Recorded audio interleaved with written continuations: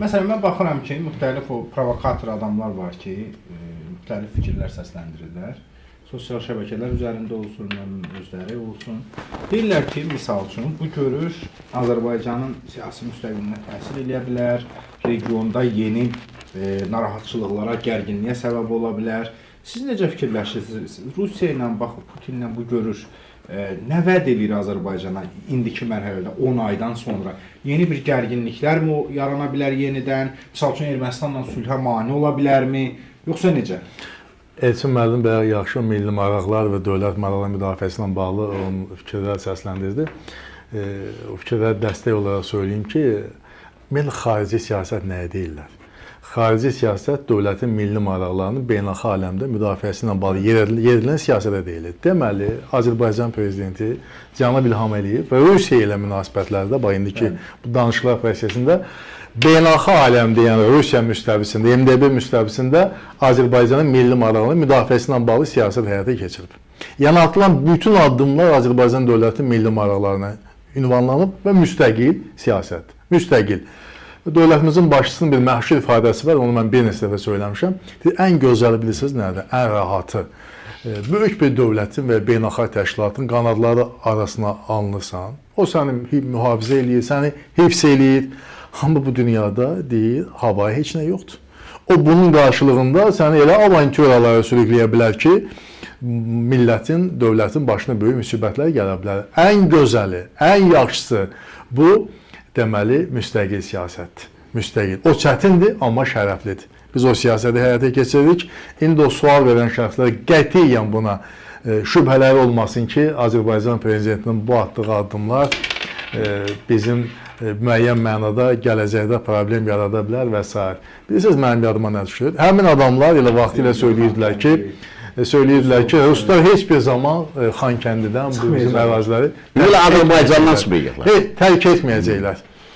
Bəs nə oldu? Tərk etdilər axı. Bilirsiniz, Cənab Prezidentin çıxışlarını diqqətlə izləmək lazımdır. Hər sözün arxasında böyük məna, mətləb dayanır.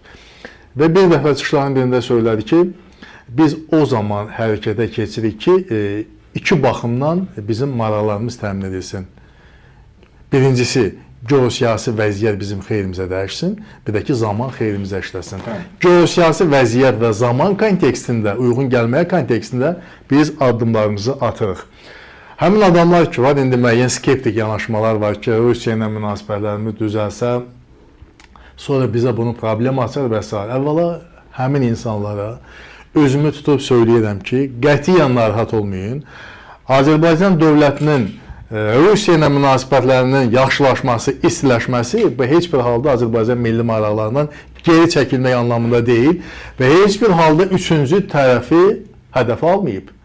Azərbaycanın Vaşinqtonla münasibətlərin istiləşməsi və heç bir halda üçüncü tərəfi və ya Kremli hədəf almayıb. Biz İsrail dövləti ilə münasibətlərimizi inkişaf elətdiriksə, bu anti-İran istiqamətli deyil. Biz Tehranla əlaqələrimizi inkişaf edirsə, bu deməli İsrail dövləti əleyhinə deyil. Biz əməkdaşlıqda maraqlıyıq və istəyirik ki, elə bir siyasət həyata keçirək ki, burada bütün tərəflər uduşlu vəziyyətdə olsun. Hətta dünənki düşmənimiz, mən dünənki niyə deyirəm, müəyyən nikbinlik var ki, Ermənistanla biz gələn illəri ən gezi sülh müqaviləsi imzalayaq. Hətta Ermənistan özü ilə biz fikir verirsiniz ki, münasibətlərimizin yaxşı olmasını istəyirik. Və Ermənistanla bizim münasibətlərimizin yaxşı olması, o da hər hansı bir tərəfə hədəf almaq anlamında deyil.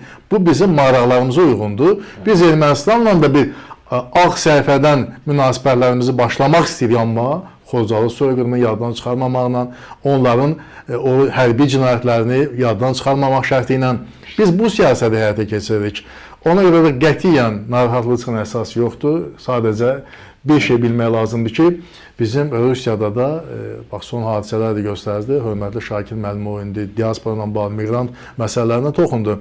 Bilirsiniz, bu və digər məsələyə qiymət verərkən yaddan çıxarmayaq ki, milyondan çox, bəzən 2 milyon dilli o da bizim soydaşımız yaşayır. O xalqın adından pafoslu danışanlar o xalqın taleyini də düşünməlidir.